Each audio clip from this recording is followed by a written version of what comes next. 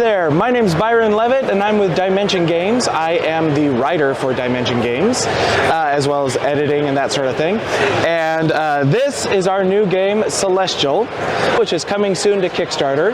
It is a 1 to 4 player skirmish game, and you can play it solo, co-op, one versus many, or straight out PvP, depending however you want to play it. Celestial is a story-driven game. It's also different than other skirmish type games in that it is diceless and it's card driven instead, and it is also on a grid system, so it doesn't require things like rulers or templates or that sort of thing like you would in some other skirmish type games. Each scenario has its own game board. So for instance, this is a tile from one of the game boards here, and this is a tile from another scenario game board, or like this. So in each game or in each scenario, you're going to be playing through a different game board with its own hazards and different cool things happening and things changing as you're playing the game. You are playing as a team of what are called Celestials, who are essentially ancient Chinese gods. It's based in Chinese mythology, and the game is each of the characters, by and large, is based on an ancient god from Chinese mythology. So I kind of consider it Chinese mythology meets cyberpunk with a little bit of steampunk thrown in with Game of Thrones. So it's kind of brutal and very epic. But as you're playing through the game, your characters are going to be upgrading as you go. They have their own skill charts, and so you'll start off with a few abilities, but as you're playing through the game, you're going to get more abilities. You're going to become more powerful and more powerful and more powerful. At the same time, though, your enemies are becoming more powerful and more powerful and more powerful. So it's kind of a race to become the most powerful and just crush the opponents. There's also a lot of interesting things you're doing in each scenario, lots of things you're trying to accomplish in addition to knocking out all the enemies. And there's no really good guys or bad guys per se in this game. It's more, they all think they're the good guys. Whether they are or not, I guess that's up to you. Okay. But this is one of the heroes that you're playing as in the game. This is Gagong. And he is up against the faction, the Void of Kunlun, which is run by the Queen of the Void. And so you're going to be messing with her and her cronies as you're trying to move deeper into the Void of Kunlun, at least in this first adventure in the game. And the scenarios will get bigger and bigger, the boards will increase in size, and there's lots of interesting things to do and see in this game. When you fight in this game, you attack another player and you enter what's called a struggle.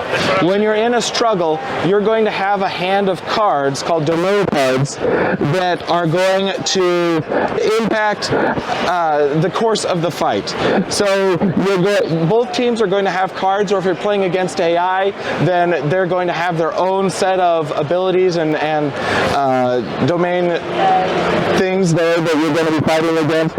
And you're trying to outpower and outmaneuver your opponents through the special abilities on these cards, through your other abilities that you've acquired, and you're trying to put the hurt on them. Now, if you don't succeed in attacking them, you are the one who's going to be punished. You're going to take the damage. So even if you're the one attacking, there's no guarantee that you're the one who's going to come out on top in this fight. It's not a simple matter of, I'm attacking you, oh, I failed. Oh well, if you fail, there's consequences. So every fight matters. Solo play, you're going to still be playing the same team. In fact, the difference between between solo play and co-op play is it's minor. In co-op play, you're going to divide the team. In solo, you're just going to be playing as the team, the full team.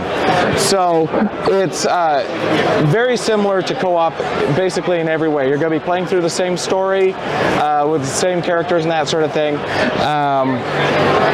But you're just going to have control over the entire team as opposed to just control over part of the team. Got it.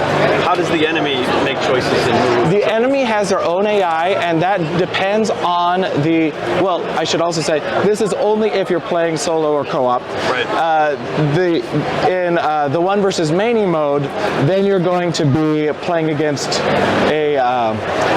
an adversary who is more flesh and blood, obviously. Right. So, but in this one, each scenario, the enemies have their own AI that's baked into the scenario, essentially. Okay. So it changes every scenario, even if you're fighting against the same units. They won't necessarily react the same way. How does the enemy make its choices? Like Sentinels of the Multiverse is a game that I play where you play versus enemy. That's done by card draw? So this is largely printed in the book. However, not entirely printed in the book. There are also some cards that you get, but by and large, a lot of it is printed in the scenario for you to just have easy reference for. Got it. So, and that'll tell you if this, then this, that sort of thing. Nice. And if they're, just... the program it follows. Yeah, exactly. They all have their program they follow. Okay. Yes. Great. Anything else you want to say to wrap it up? Any other information? Celestial is going to be coming to Kickstarter. It'll be out either within the next couple months or definitely by the end of the year. And we'd love for you to tag along. We have a preview page up on Kickstarter right now if you want more information to check out all the good stuff there. So, okay, thanks so much.